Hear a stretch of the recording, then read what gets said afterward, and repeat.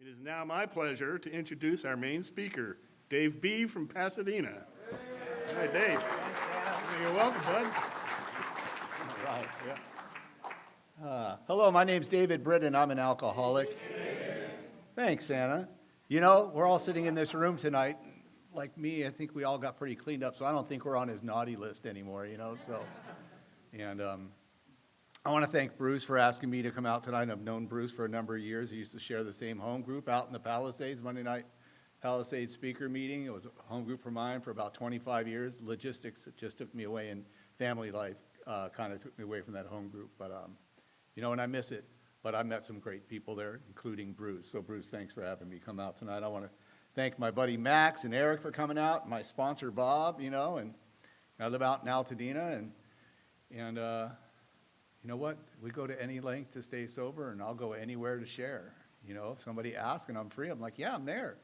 You know, Alcoholics Anonymous gave me my life back. So I was told I got to give it away and be of service. And, you know, we all have to eventually, if you're new in here, you know, one of the day you get up to the podium and tell your story. And right now you're probably like, no, I'm not, because that was me in the beginning. I'm never getting up that podium, never telling anybody anything about me. And you know what? Stick around here for a while, do some work, that we change. You know, we change. My sobriety date is August 7th, 1992. I got sober when I was 32, and I'm 32 years sober now. And it's been two different lives, you know, really two different lives. And it's not just I stopped drinking and my life changed.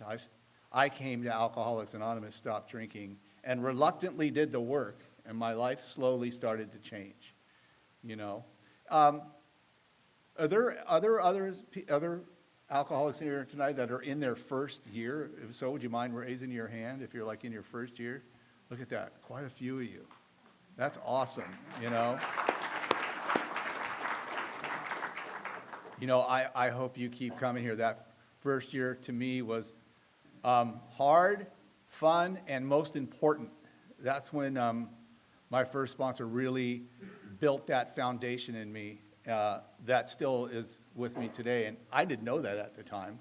I was just following direction, and the thing was, I look back and I still amaze myself that I followed his direction, because I never followed anybody's direction when I was out there, you know, from the time I was a little tot, in schools and in courts and wherever, and work, you know, and I had a lot of jobs because I didn't like following direction, but I came in here and followed direction, and I haven't had a drink or anything else that affects me from the neck up since I came to Alcoholics Anonymous. It's my only sobriety date. Why? I don't know. I just call it, I got lucky. I got a good sponsor, and like I said, I was willing. I didn't want to go back into the place where I was right before I got here. That was enough for me, and it wasn't a jail cell because that never kept me sober, you know. It was a psych ward, and that's where I was introduced into Alcoholics Anonymous. And anyway, you know, I grew up in Los Angeles, West Los Angeles, and, you know, I always felt, you know, you hear a lot when you come here, I always felt different from a little kid. You know, I felt different as a little kid, you know, and my living situation was different than the other kids I went to school with. I was raised in a motel. My parents owned a motel, and it wasn't a hotel, you know, it was a motel, and they rented rooms by an hour. And I didn't know what that was as a kid. And then our parents had us making beds, you know. And I remember my sister and I going, what are those funny balloons that are in those rooms, you know? And that's where I grew up until I was 15, you know. And I hated it. And I look back now, it's like, you know, it really wasn't that bad. It was just my perception as a kid. It was just because I was embarrassed. You know, my other friends had houses and apartments, and here we were in this motel, you know. But as I was getting a little older, 10, 11, 12, you know, the rooms were converted with doorways to go into the main house. So I had a door to the outside. So it was always easy to sneak out and go hang with my friends, you know. And I had my first drunk when I was 12, and I used to sneak out and go do things, of course. And I was born in 1960, so my teen years were the 70s. Awesome time to be a teen, you know. if you're young right now and you grew up in a time when your parents know everything you do and know everywhere you're at, sorry, man. No, they didn't know where we were. There was no such thing as social media or a telephone. It was like be home at dinner or be home when the street lights come on. And they had no idea where we were. It was great, you know. It was great. There was no mommy car lines at the school dropping us off, you know. It was just not that. And the 80s was my 20s, and it was just wild, you know. Same thing. Nobody knew what you were doing. And you know, so I'm grateful for those times, but it got me here, you know. But I had my first drunk at 12, and like I said, I didn't start drinking on a daily basis, but I remember the first drunk, and some of those after, because I started surfing then, and we would hang out at the beach, and the older kids would take us up to the liquor store, and we'd ask people to buy us beer. And I just remember once I put alcohol in me, it was like I felt a part of. I never felt a part of, even though I was a little kid in with all the in-groups, but I was also a kid that was in the classrooms in elementary. I couldn't sit still. I couldn't stop talking. I was always getting in trouble. My grades were horrible. I didn't like doing schoolwork. I just wanted to play. And they kept me back a grade. Really, I looked, you know, doing my inventory, that was a resentment. It also affected my self-esteem. It made me feel dumb.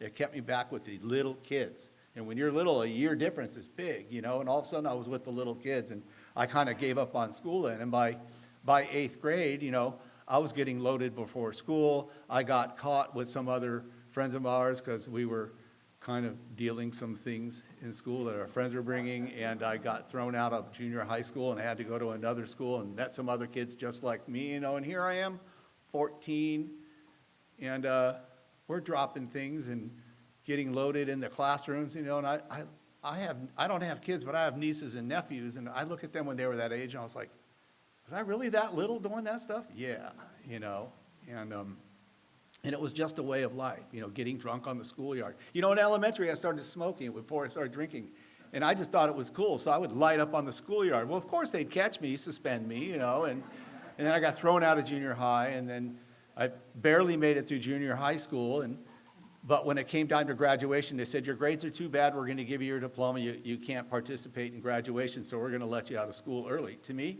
great. I'm going down to the beach and surf and hang out with my friends, and you know, high school came around and I was barely there. You know, I was rarely there, and I dropped out, you know, and so, because school just never grabbed my attention, but partying really did. You know, we would hang down at the beach, we would hang out at the parks, and we hang out with a lot of kids back then, and there was a lot of drinking and a lot of driving, and it was just, to me, it was a lot of fun, you know. I was 16, driving friends' cars before I had a driver's license and got caught driving while intoxicated. And my punishment was I couldn't get my driver's license until I was 18, you know. And it didn't keep me from driving other friends' cars and drinking while driving, but when I turned 18, I bought my first car. And, you know, up until I got sober, my first car at 18, so let's say 14 years later, it was rare that I drove a car without me having a drink while driving, you know. I love drinking and driving, you know. It was like we were going out, you know, I'm in my 20s, we're going out, I had this little Toyota Celica, stick shift, right? I would come out of the house with a tall glass with vodka and squirt, a cigarette. I'd get in there, start at the car. We didn't have cup holders that would sit between your lap, or you'd be hanging on to your drink, cigarette, you know, steering with your knee, switching gears, stereo crank that where it's just feedback, you know, and that's how I went out all the time, you know, and I got caught numerous times and went to the jail, you know, and sat in the back of those police cars, and they sent me to diversion programs, and they never sent me to AA back then, but they sent me to these diversion programs, and they didn't divert me to anything. They just took away my weekends for about 4 or 5 weeks, and then I went back to court with a certificate and went on my way. And that's just the way it went. And then, so I never got out of jail and said, you know, maybe I shouldn't be driving with alcohol in the car because I get caught. So my Celica had a sunroof, right? And it had a leak one time when it rained, and I got in the car and there was all this water puddle on the passenger floor, and I was like, huh, And an idea popped, go get a cordless drill and drill a hole in the floor and water, get rid of the water. And I did, and it gave me an idea. So after I did that, I pulled up the carpet and made that hole bigger and put the carpet back down and said, if I ever get pulled over again, I'm gonna pour my drink out that hole. I never got to test it. My car broke down before I tested it, you know. But that was how my thinking was. How can I get away with, how can I, get by them? And, I came to in jail one time in Venice, and evidently I'd pulled up to a red light and passed out the steering wheel, and my brother came down to get me out, and he said, I've been here for an hour trying to get you out of here, but they couldn't wake you up. And I know what happened is I was 18 years old, 19, and we were at this house party, and, some of the girls there were younger, and we were at the keg drinking beer, and one of the girls says, I have curfew, I need to get home. And I'm like, oh, I'll drive you. And at the same time, we all popped the Quaalude, right? And so, while I'm driving home and coming back to the party, it came on. I came to that light and just passed out, And another time we were at a Halloween party, and a friend of mine was driving his van, and there was about 8 of us in his van, and we were dressed. The guy that was driving the van was dressed as a 7-foot-tall Gumby, put it that way, and we got in a fight at this club where it was at, and somebody said, we're calling the cops, so we all hopped in the van and took off, and as we were turned down Olympic Boulevard, the cops came up behind us and pulled over, and he pulled his van over, and he jumped out of the driver's seat, and I was sitting shotgun, and I like to say I have a protective personality, so I was like, well, I'm not as drunk as him, so I jumped in the driver's seat. Failed the field sobriety test, and went to jail dressed as Madonna. That was my Halloween costume that year. And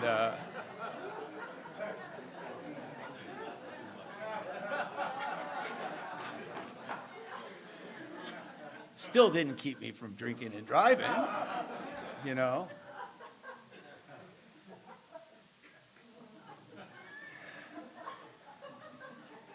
I look back now, that was some fun shit, And the girl I was with that dressed me up at the time, the cop said, they'll be down here in an hour, they'll bail you out, and they'll take you home. Well, they all went on to the next party and left me there till the morning, That was on my 4-step inventory, That was definitely on my 4-step inventory. Another thing, growing up feeling different, as a little kid, you really don't know much, and then you hit puberty, right? I'm hanging around all these surfer guys, and we're surfing, and we're all playing baseball, we're tough, and all the guys are getting into their girls, and oh man, this chick, but I'm starting to be attracted to my guy friends, and I was confused. I was very confused, and I was like, and then I heard some of the talk that was going around, and I was like, well, that's not something I should share. And I saw stuff on the news, and it was the 70s. And I was like, oh, this is something I could never share with anybody, these feelings I'm having. And I was like really kind of confused by that, And as I was getting older and partying harder, I made sure I had girlfriends, but I never emotionally attached to them, and I didn't understand it. But I was getting more attracted to my guy friends, and it was like if I was going out with girls, I would just drink more. If I had these feelings, drink more. Let me try to bury that feeling down. Let me bury that secret down. I never want to tell anybody that secret. Nobody's ever going to know. Bury it down, bury it down, bury it down, And I tried that until I came here to Alcoholics Anonymous, My bottom, now, I was working in this law firm. I started working in this law firm in 1988. I was 28 years old. At the time, I was also drum teching for this band. They were trying to make it so it was the Sunset Strip days, man. It was the 80s up on the Sunset Strip, and I looked it. I had hair down to here. It was teased out, and skull rings on all my fingers and hanging out of my ears. And I landed this job in this law firm looking that way, working in the copy room. And I started working in that copy room, and I hated it. And every day by 4 o'clock, I needed to get out of there, and I would run home and pour that vodka and squirt, and it would be like, and those shoulders would drop, And then it was like, okay, we're off. Where are we going tonight, And I did that for 4 years, and it just got worse and worse. I was still working there. I hated that job. My secrets were starting to really eat me up, And I was a blackout drinker by then, and I was starting to tell my secrets to some of my friends in my blackouts, and they would confront them to me with the next day, and I would have to come up with these excuses. Oh, see how messed up I was, and I have no idea why I said that. It created so much fear. People were finding out something I was never going to ever tell anybody. I hated that part of me. And by the time, 4 years later, when I'm hitting bottom, I hate myself. I absolutely hate myself, and alcohol's not doing what it used to do, and I didn't know at the time that I couldn't stop drinking. I never tried. I'd come too many mornings after being out all night, not knowing how I got home, but realizing when I go outside, I drove. My friends always said, well, we couldn't get the keys out of your hands. But I never said, I'm not going to drink today. What I would say to myself as I was going to work, well, when we go out tonight, because I always was out. I never liked staying at home. That's why I always got in trouble. I was always out and about. I would say, I'm just going to have a couple tonight. By the time 4 o'clock went around, that thought was gone. I'd have that first drink, and it's like, where are we going? Look. And once I started, I couldn't stop. I didn't know about that allergy back then, So on August 6, 1992, that's the day before I got sober. And I used to be in these bowling leagues. And I'll tell you, I used to get really messed up during bowling league. And I bowled at this Bayshore Bowl in Santa Monica. That was my house, for years. And there was many times they asked me to go home during league, come back next week, Dave, because I'd get out of hand. And so once again, there I was the night before I got sober, and I guess I got a little out of hand. They asked me to leave. I went to some friend's house. I don't remember this. This is just what they told me. And I came there and they said, you were really pissed off and we couldn't get your keys out of your hand and you were just so angry and then you left. And I guess I went home and I got up in the morning and that anger and that hatred of myself was still there. And I'd always had this idea in my back pocket that when things got really tough, I would just take myself out. I'd rather take myself out than people know who I really am. And alcohol and the other things that I was doing with it just weren't doing what they used to for me. They weren't covering that up. And so I took everything out of this little garage. My dad and I were renting this house in Santa Monica on 28th Street. And we had this little garage that we never had a car in. It just had boxes. And I pulled all the boxes out and I put this little Toyota pickup truck I was driving at the time.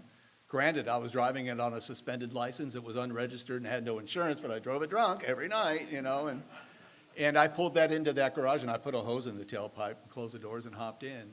And that was going to be my solution to this problem, all my problems. And I woke up 2 hours later with a screaming headache and I was pissed off it didn't work and I was sweating. It was August. I was covered in sweat. It was hot. And it was an old garage and, luckily it was full of holes, so it let in the air. And here I am today, But I got out and I called a friend that I worked with at that law firm and I said, hey, can you come over here? And, he came over and he didn't say anything, but I'd forgotten to pull the hose out of the tailpipe. But he pulled my car out of the garage for me, helped me put the boxes back in, and then he took me to his house where him and his wife fed me beer the rest of the day, and then they fed me dinner. And then they drove me home and they dropped me off, and his wife said, we'll be back to pick you up tomorrow morning at 8 a.m. I didn't ask why, and I didn't know why. And the next morning, they picked me up at 8 a.m. They took me to St. John's Hospital, and I went in there, and his wife was a psychologist, and she knew of a doctor a psychiatrist that worked with people with our problem, and she took me to see him, and my friend was with me, and he started asking me questions, and I was starting to answer him a little bit more honestly than I did anybody else at those diversion programs that were helping me about my drinking, and and I just told him, I said, I drink every day, I don't know how much, and I can't stop. And then I told him my secret. I said, and I'm also gay, and I hate that part about myself. And he said, I think I could help you a little bit with that. And he said, I also have some other patients that are members of Alcoholics Anonymous, and if you ever feel like you want to talk to one, that I'm sure they'd be happy to talk to you. And he said, in the meantime, I suggest you go, we sign you into the hospital to relax for a few days. That's what I remember hearing, right? And it was Friday. And my little head spun with that one, and I was like, yeah, okay, I'll go in Monday, because I wanted one more weekend, And my buddy was with me, Kelly was with me, and he said, no, Dave, you're going in today. And I remember signing some work, and they wheeled in this wheelchair. And I was like, I don't need that. And they said, it's policy. And they wheeled me out of one building and across a courtyard in another building, and I got in this elevator, and it took me up to this, like the 4th floor. It was the top floor. And the elevator's closed, and if you pushed the button, it wouldn't come back, you know? And I signed myself in on a 72-hour hold. I didn't know that. I'm sure that's what they told me, but my head was way too busy, right?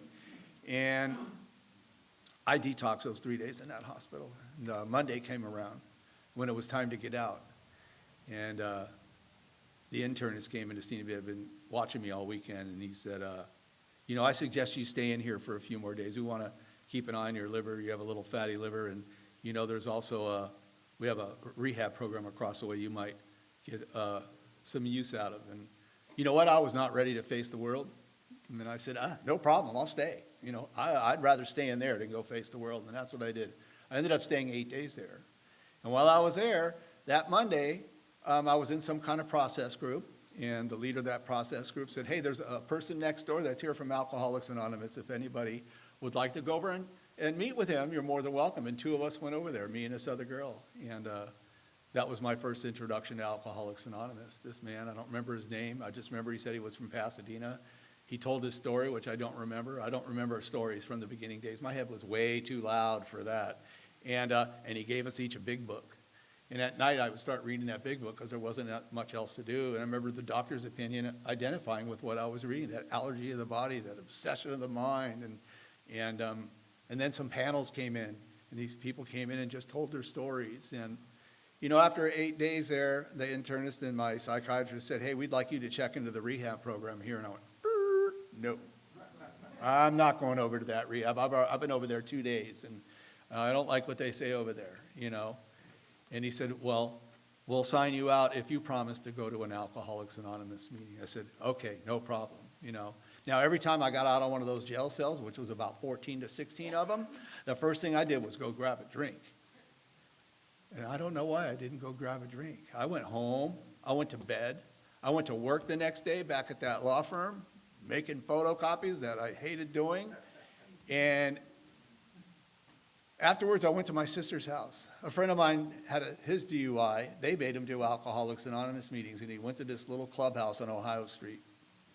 And so I knew there were meetings there. My sister lived 2 blocks from it. So I went and hung out at her house, and then I drove my little pickup truck that it was illegal to drive for me, and I parked it at the baseball fields across the street and was jaywalking to go into this meeting. And now I had to stop for the cars to go by, and this other man walked up and looked and said, are you new? You know, and I had that teased out hair.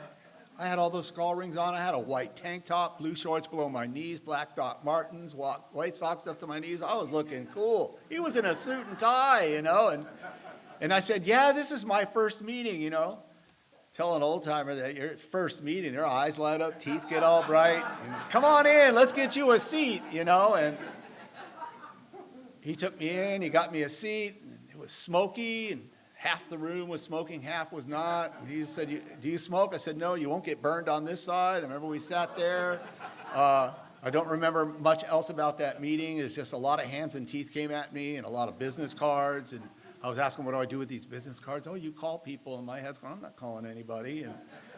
And at the end of the meeting, he gave me a directory with his phone number and some meetings circled in there. And I called him the next day and asked him which one of those meetings he was going to. I wanted to go where he was. He was the only person I knew. I didn't like being around people I didn't know unless I had drinks in me. It gave me courage, right? And he said, I'm not going to any of those meetings. And I said, well, what's the difference? Are you going to an AA meeting? And he said, yes. I said, what's the difference from the AA meeting you're going to than the ones that are circled? He goes, Dave, I'm going to a gay meeting. And that's when I kind of let my secret out with him. I said, well, you know, that's my problem. And I whispered that into the phone. And he kind of chuckled and said, great, well, come and meet me at this meeting, you know. And I went to this meeting, my second meeting, and I was more scared walking up to that meeting than I was at the other meeting because I didn't hang around gay people. I didn't want to be guilty by association, you know. And it was just real friendly. It was a big meeting. They were having a potluck, and we were sitting on the grassy hill and eating dinner. And Mark was my first sponsor's name. Say, Dave, if you don't get honest with yourself, you're going to go back out, drink, and die. You know, just like that. And my head's going, well, how rude, you know. But And, and other people were really nice, and I started calling this man every day, and I was starting to listen a little bit at some of the meetings and hearing words like sponsor and stuff like that, and don't do this in your first year, don't do that in your first year, and then I got what a sponsor was, and then I was talking to Mark one morning, and I said, I need to get a sponsor now that I know what it was. It's kind of like what I'm doing with you. I'm calling you every day. I'm meeting you at meetings. And he said, yeah, kind of like that. And I said, well, will you be my sponsor? And he said, well, are you willing to go to any length to stay sober? And I was like, I don't know what he means by that, but I need a sponsor, so yes, I'm willing to go to any length to stay. And he said, great. You're going to call me every morning at 7:25 a.m. You're going to go to a meeting every night, get commitments at those meetings, and that's how we're going to start. And that's how my first year started. I started going to meetings every night.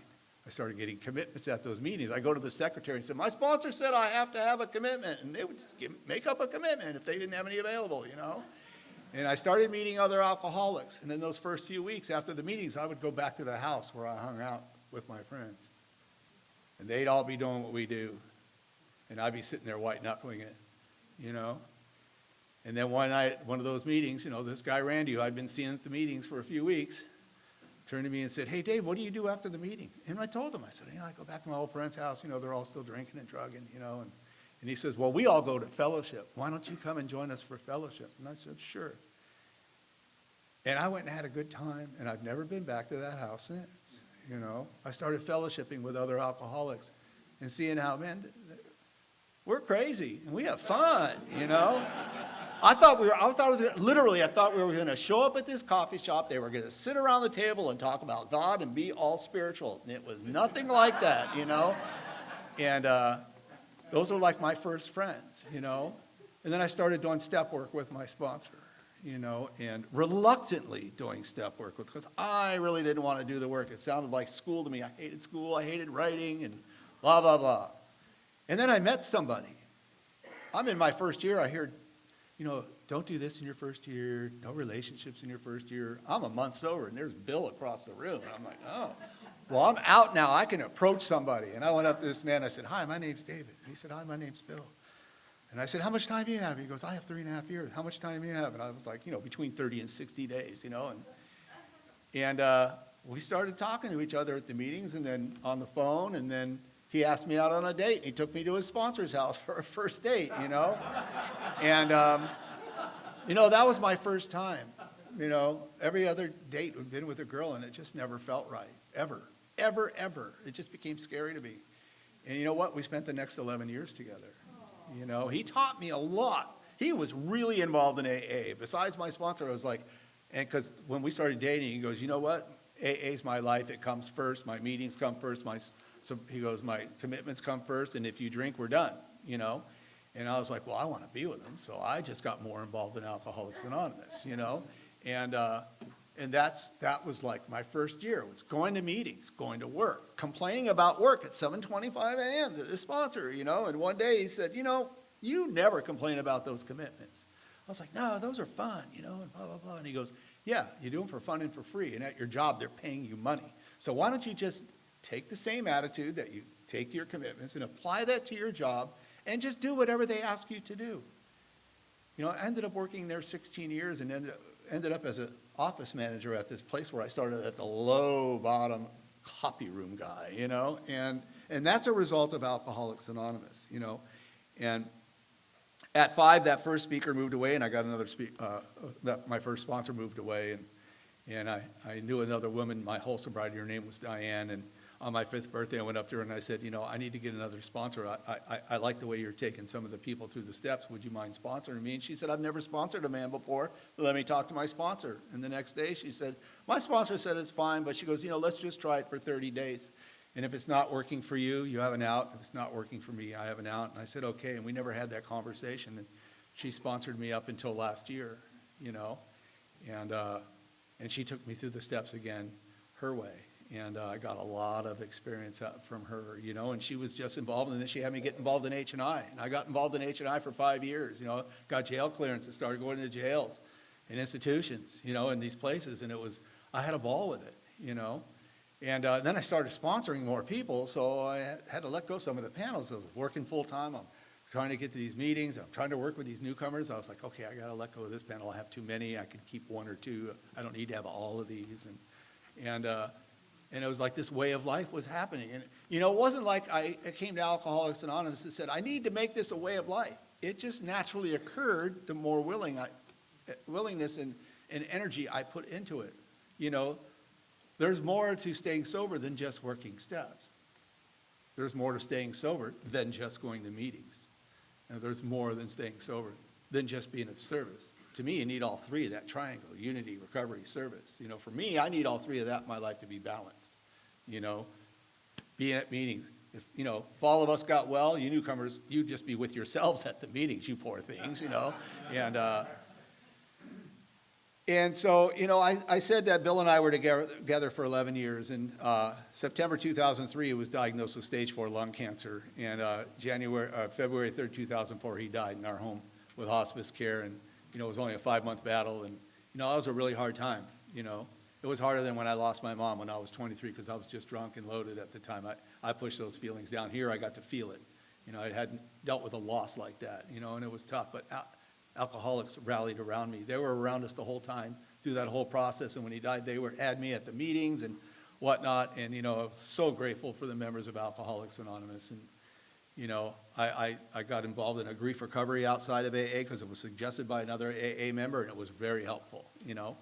And, about 4 or 5 months later, I was like, I don't like being single. And I started putting myself out there to date. And I went out on some dates with some normies. And I don't know about you that just say, oh, I don't want to date another alcoholic. I was like, I don't want to date normies. They don't get me, right?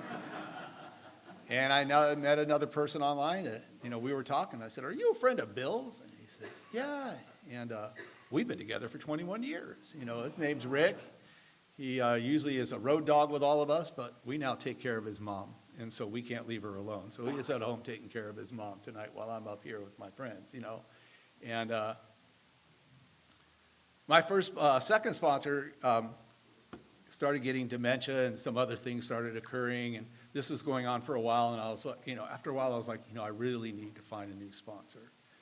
But I didn't tell her that because I don't want to set her off when you have dementia like that, and she's dealing with depression through all of that. I was just like, I just need to find another sponsor. And for like a year and a half, I looked for another sponsor. And Max would say, have you found anybody yet? I was like, no, but you know, I think I'll know it when I know it, when I meet them, right? And a little over a year ago, I know Bob and these guys from the El Sereno group. That's my home group the El Sereno group.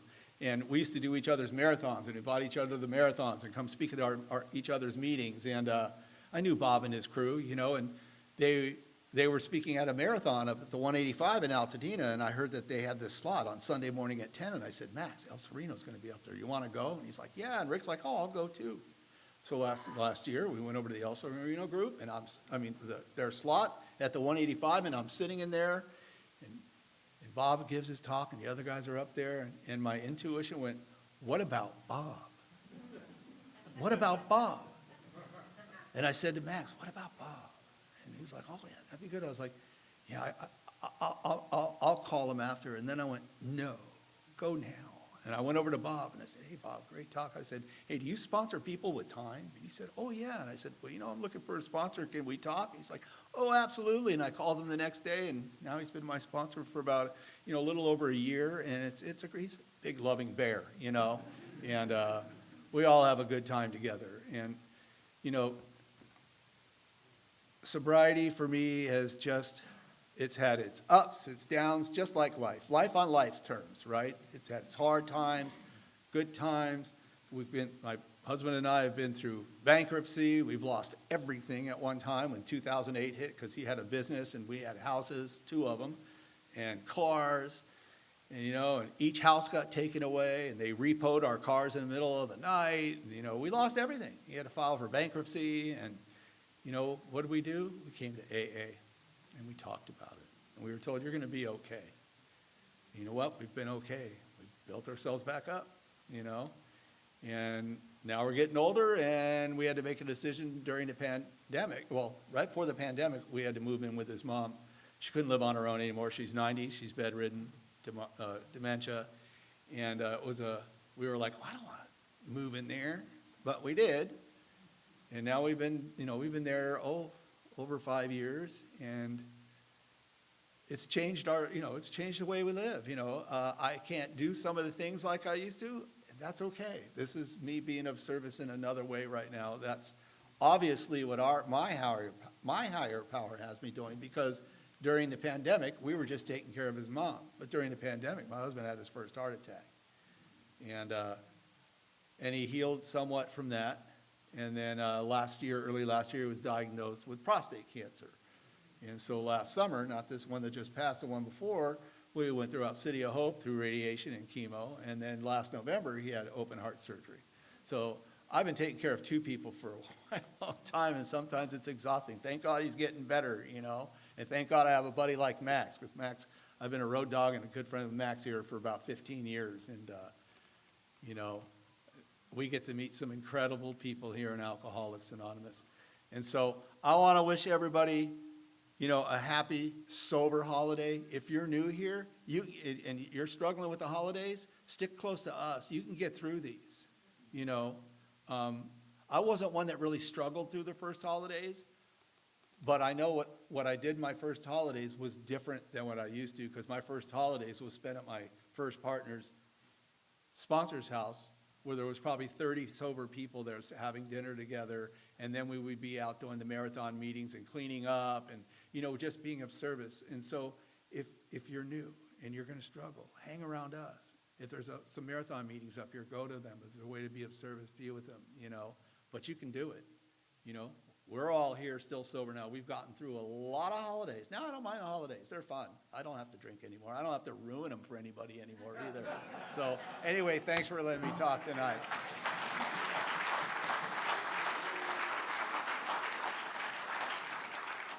Okay, let's thank our speaker once again, Dave B. Thank you very much. We welcome you to return next week. We encourage the newcomers to please keep coming back. We have asked Jamie to read either A Vision for You or Keys to the Kingdom and lead us in a prayer of their choice. Thank you for allowing me to be of service and make a fool of myself. Ho, ho, ho!